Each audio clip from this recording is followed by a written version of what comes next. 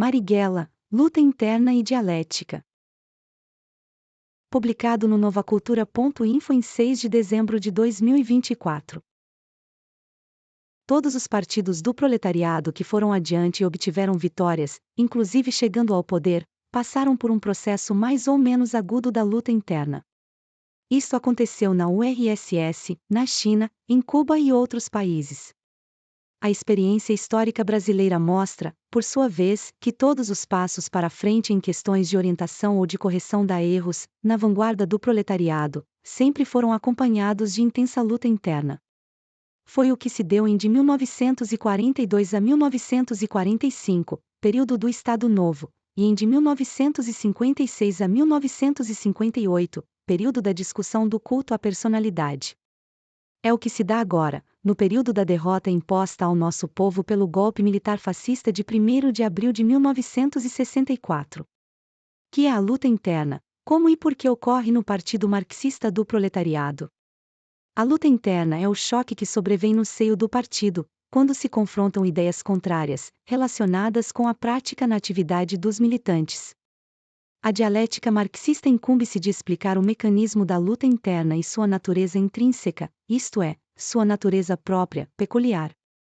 A dialética marxista mostra que, no mundo, tudo é interrelacionado, tudo se desenvolve, quer se trate da natureza, da sociedade humana ou do pensamento.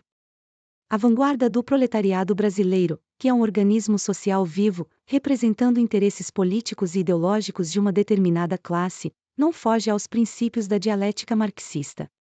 O que se passa na vanguarda de nosso proletariado obedece às leis fundamentais da dialética marxista. A ideologia do partido é uma ideologia determinada, é a ideologia do proletariado. Sobre ela, porém, exerce uma enorme influência a ideologia burguesa, vinda do exterior. O choque é inevitável, sobretudo nos momentos de derrota do proletariado, quando a ideologia burguesa aproveita as brechas ocorridas no seio da vanguarda e penetra mais fundo. A derrota do Partido Marxista do Proletariado é, via de regra, consequência de erros que se localizam na incompleta acumulação ideológica no seio da vanguarda ou na influência demasiado acentuada da ideologia burguesa. Outras causas de erros podem subsistir. Mas o fundamental consiste em causas ideológicas. Devido, pois, ao papel ativo das ideias na sociedade e no Partido Marxista do Proletariado, a luta interna deve obrigatoriamente ser tratada como luta ideológica, não podendo ser levada a efeito, com resultados positivos, se não obedecer às leis da dialética materialista, aos princípios da filosofia marxista. Sob o ponto de vista dos princípios, o primeiro cuidado na luta interna é não a tratar como luta entre inimigos. O partido em seu conjunto luta contra os inimigos de classe.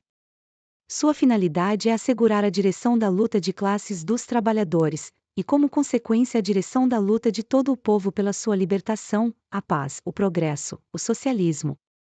A luta interna é chamada luta interna, no Partido Marxista do Proletariado, exatamente para diferenciá-la da luta que ele, o Partido Marxista, trava e dirige em nome dos interesses políticos e ideológicos do proletariado e de todo o povo, contra os inimigos da classe operária e da nação brasileira, contra o imperialismo, contra o latifúndio, contra as classes exploradoras, contra tudo o que freia o progresso, a marcha para a frente. A luta interna não é um reflexo da luta de classes nem a própria luta de classes no interior do partido. No interior do partido não há tal, porque o partido não é uma organização composta de classes opostas. Os membros do partido lutam pelos objetivos de classe do proletariado e esforçam-se para que sua consciência seja uma só, a consciência do proletariado. Os conflitos que surgem no partido não provêm de choques de classes diferentes, atuando internamente, mas de influências ideológicas das classes que exteriormente são hostis ao desenvolvimento da consciência de classe do proletariado e de seu partido. Os que discordam no interior do partido não são inimigos de classe. As discordâncias são uma contingência dialética do desenvolvimento da consciência e devem ser toleradas e admitidas normalmente. Na luta interna não se trata de liquidar quadros. Não se trata de aplicar medidas de coação. Quando a luta interna é encarada como luta de classes no interior do partido, estamos em face de um desvio, de um desvirtuamento do marxismo e sua filosofia.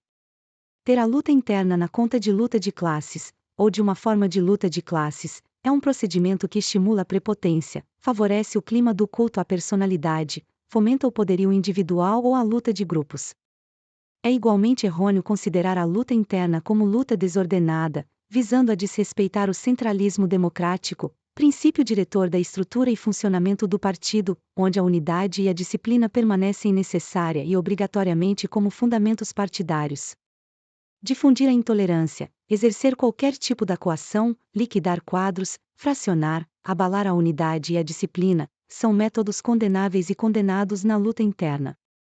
Não sendo uma luta entre inimigos, a luta interna tem que obedecer necessariamente a um método capaz de fazer avançar o partido marxista do proletariado, sem destruí-lo internamente e sem debilitar-te sua unidade ou enfraquecê-lo perante o inimigo de classe. Dentro do partido não se pode evitar a luta interna.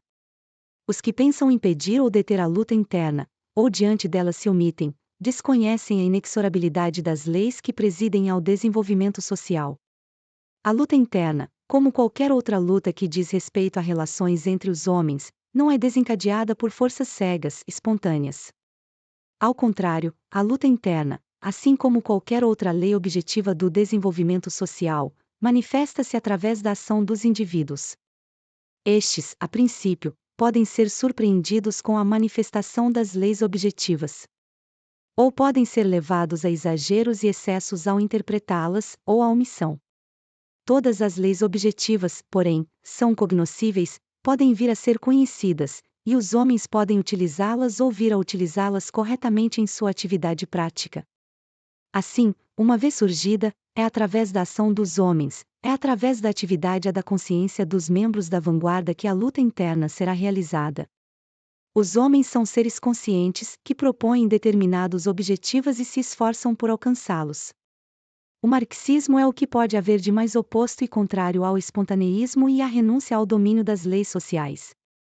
Em vez de deixar que as leis objetivas se manifestem sem dominá-las, o materialismo histórico procura conhecê-las e utilizá-las como guia em favor da ação do proletariado.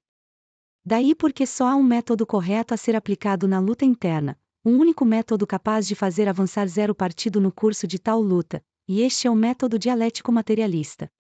Segundo tal ponto de vista, a luta interna constitui a um só tempo uma luta ideológica e teórica. A teoria por si só não pode modificar a realidade, não tem condições para fazê-lo. Mas sem a teoria é impossível conhecer e dominar as leis objetivas, uma vez que o conhecimento não é mais do que a atividade teórica do homem. Como luta teórico-ideológica, a luta interna exige que se saiba generalizar a experiência da realidade brasileira, a experiência concreta de nossa revolução e de nosso partido. E isto não se consegue sem o manejo da teoria. O objetivo da luta interna, no seu aspecto teórico-ideológica, ou como luta teórico-ideológica, é conseguir chegar a mudanças na cabeça dos homens, na consciência dos militantes da vanguarda. Assim se podem obter transformações internas, do ponto de vista ideológico, transformações que facilitem melhor traçado e execução da linha política. Tudo está em obter um avanço na acumulação ideológica, em melhorar a condição ideológica do partido em favor das concepções proletárias. A luta ideológica, aliás, ou a luta teórica ideológica, não é uma luta abstrata. Ela só tem valor quando interrelacionada com a luta política, levando-se em conta que, se as coisas não forem vistas sob o ângulo da ideologia de classe do proletariado, nada se conseguirá no terreno da política. Por exemplo, sob o governo Goulart a linha política foi levada a uma derrota, a de 1º de abril, em consequência da falta das condições ideológicas. Ou seja, de nossa parte, a existência das profundas ilusões de classe na burguesia, ao lado de uma flagrante submissão à política do governo, então empenhado na luta pelas reformas de base. Todos os partidos há homens, teóricos ou práticos, que avançaram no caminho da revolução marxista, só o fizeram reformando sua ideologia no curso de lutas internas. Mesmo Marx e Engels, fundadores do socialismo científico, antes de se transformarem em marxistas, eram hegelianos de esquerda, e, em dado momento, feuerbachianos, como confessaram. Não teriam superado suas posições de democratas radicais, se não se colocassem sob o ângulo de visão do proletariado e não tivessem mudado de ideologia. O caso de Cuba é outro exemplo. Ali, reformas ideológicas foram efetivadas no curso da luta interna, e à medida que se foi dando, na prática, o emprego da crítica e da autocrítica. É por isso que a crítica e a autocrítica fazem parte obrigatória e indispensável do método aplicado na condução da luta interna. É necessário não esquecer, nesse caso, que o emprego da crítica e autocrítica exige como ponto de partida fixar uma posição de classe, a posição de classe do proletariado, para o exame dos erros cometidos. Examinados esses erros, sob tal ponto de vista, não é difícil chegar à conclusão de que o fundamental na luta interna e no método de encaminhá-la é chegar a uma reforma da ideologia. Como tal, entende-se renunciar às posições ideológicas falsas e chegar às posições ideológicas inerentes à classe operária. Quais são as posições falsas? Quais as que correspondem aos interesses do proletariado? A luta interna pode responder a estas questões, no caso brasileiro, quando se defrontam as ideias em torno da hegemonia da revolução, da questão agrária, da aliança operário-camponesa, do problema do poder, da constituição da Frente Única, dos caminhos da revolução, pacífico ou armado, da tática eleitoral, das formas de luta, do papel do partido, de sua independência de classe ou do reboquismo ante a burguesia, e várias outras questões. 15 de outubro de 1966. Artigo de Carlos Marighella assinado com o pseudônimo C. Menezes na tribuna de debates do 6º Congresso do PCB. Obrigado por assistir.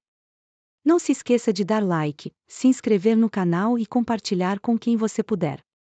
Visite o novacultura.info para participar de nossos grupos de estudo e do nosso grupo do livro.